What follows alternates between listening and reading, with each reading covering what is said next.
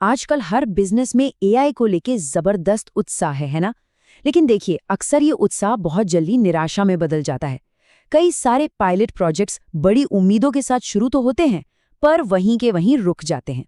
तो आज हम एक ऐसे ही फ्रेमवर्क पर बात करेंगे जो इस बहुत बड़ी समस्या को सुलझाने का वादा करता है। तो सबसे बड़ा सवाल यही है कि आखिर ऐसा होता क्यों है। कंपनियां एआई में इतना पैसा लगाती हैं, टीमें दिन रात मेहनत करती हैं, लेकिन फिर भी ज्यादातर प्रोजेक्ट्स बड़े पैमाने पर सफल नहीं हो पाते। ये बिजनेस और टेक लीडर्स के लिए सच कहूं तो एक बहुत ही आम और बड़ी चुनौती बन गई है। देखिए, इस स्लाइड पर जो लिखा है वो इस पूरी समस्या का सार है, उसका निचोड़ है। एआई की सफलता का राज सिर्फ बेहतर टेक्नोलॉजी में नहीं, बल्कि उसे संभालने वाले एक मजबूत ऑर्गेनाइजेशनल ढांचे में छिपा है। मतलब तकनीक तो है, पर क्या कंपनी उसे चलाने के लिए तैयार है? जी हाँ, असल में ज्यादातर एआई मॉडल्स का कमजोर होना मुख्य कारण नहीं है। असली वजह है ऑर्गेनाइजेशनल गैप्स। जैसे ये साफ ही नहीं होता कि कौन किस चीज के लिए जिम्मेदार है, इंसेंटिव सही नहीं होते और डेटा के आधार पर फैसले लेने की आदत ही नहीं होती। तो फिर इसका समाधान क्या है? एक बड़े लैटिन अमेरिकी समूह ने एआई के लिए एक ऑपरेटिंग सिस्टम बनाया है। सोचिए, जैसे कंप्यूटर के लिए ऑपरेटिंग सिस्टम होता है, वैसे ही एआई को चलाने के लिए एक सिस्टम। ये एक मैनेजमेंट सिस्टम है जो लोगों, प्रोसेसेस और इंसेंटिव्स को एक लाइन में लाता है, और इसे वो कहते हैं 5R फ्रेमवर्क। ये फ्रेमवर्क 5 मुख्य स्तंभों पर टिका है। पहला, रोल्स यानी किसकी क्या भूमिका है। दूसरा, रिस्पॉन्सिबिलिटीज यानी जिम्मेदारियां क्या हैं। तीसरा, रिचुअल्स यानी तय नियम और मीटिंग्स। चौथा, रिसोर्सेज यानी साझा संसाधन। और पांचवां, रिजल्ट्स यानी असली व्यावसायिक परिणाम। चलिए अब इनमें से हर एक को थोड़ा गहराई से समझते हैं। तो चलिए इस फ्रेमवर्क के पहले स्तंभ से शुरू करते हैं, रोल्स यानी भूमिकाएं। इसका सीधा सा मतलब है कि प्रोजेक्ट में शामिल हर व्यक्ति को ये पता हो कि उसे करना क्या है, कोई कंफ्यूजन ना रहे, पूरी क्लैरिटी हो। इसका सबसे बड़ा फायदा ये है कि ये टीमों के बीच टकराव और कंफ्यूजन को बिल्कुल खत्म कर देता है। जब बिजनेस स्पॉन्सर, प्रोडक्ट ओनर और डेटा साइंटिस्ट्स, जब इन सभी लोगों की भूमिकाएं एकदम साफ होती हैं, तो काम बिना रुके तेजी से आगे बढ़ता है। अच्छा, भूमिकाएं तो तय हो गईं। इसके बाद दूसरा कदम है रिस्पॉन्सिबिलिटीज यानी जिम्मेदारियां। और ये इस बहुत ही जरूरी सवाल पर फोकस करता है कि एआई मॉडल के लॉन्च होने के बाद क्या होता है। देखिए, प्रोजेक्ट के सफल होने पर काम खत्म नहीं होता। असल में काम तो वहां से शुरू होता है। किसी न किसी को एआई के परफॉर्मेंस, उसके इस्तेमाल और उससे मिलने वाले बिजनेस वैल्यू को लगातार मापने की जिम्मेदारी लेनी पड़ती है।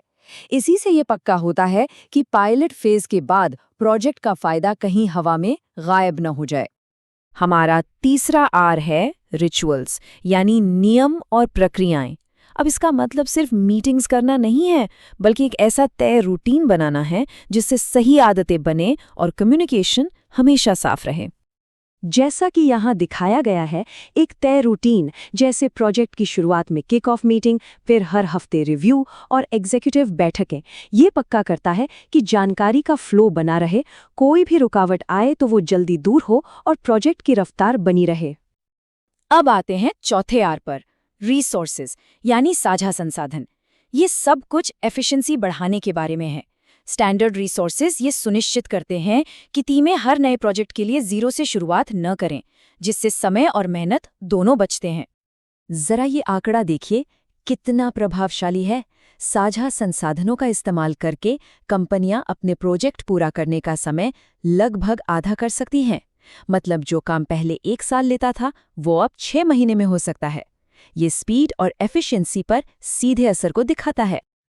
और अब हम आते हैं अंतिम और शायद सबसे जरूरी आर पर, रिजल्ट्स यानी परिणाम। यही वो स्तंभ है जो ये पक्का करता है कि एआई के लिए की गई सारी मेहनत सीधे बिजनेस के लक्ष्यों से जुड़ी हो। यहाँ ये समझना बहुत जरूरी है कि सिर्फ टेक्निकल मैट्रिक्स जैसे मॉडल कितना एक्यूरेट है ही सब कुछ नहीं है। असली सफलता तो बिजनेस के नतीजों में है, जैसे कि कितने कम ग्राहक कंपनी छोड़कर गए या मुनाफे में कितनी बढ़ोतरी हुई। इसीलिए परिणामों को प्रोजेक्ट शुरू होने से पहले ही तय करना इतना जरूरी है। चलिए अब देखते हैं कि ये फ्रेमवर्क असल दुनिया में कैसे काम करता है। पहला उदाहरण एक फाइनेंशियल सर्विसेज कंपनी का है जिसने अपने प्राइसिंग प्रोसेस को बेहतर बनाने के लिए एआई का इस्तेमाल किया। 5R फ्रेमवर्क को लागू करके उस कंपनी ने अपनी रिस्क से जुड़ी लागतों में 8% की कटौती की, और सबसे अच्छी बात ये थी कि ये सब बिक्री को बिना कोई नुकसान पहुंचाए हुए। यह इस बात का ठोस सबूत है कि ये फ्रेमवर्क कैसे मापने योग्य वित्तीय लाभ देता है। दूसरा केस स्टडी दिखाता है कि कैसे एक कंपनी ने कस्टमर सर्विस में जेन एआई को बहुत तेजी से और सफलतापूर्वक लागू किया। ये चार्ट साफ साफ दिखाता है कि कैसे सिर्फ 6 महीनों के अंदर जेन एआई द्वारा हैंडल किए जाने वाले कस्टमर इंटरैक्शंस 3% से बढ़कर लगभग 60% हो गए।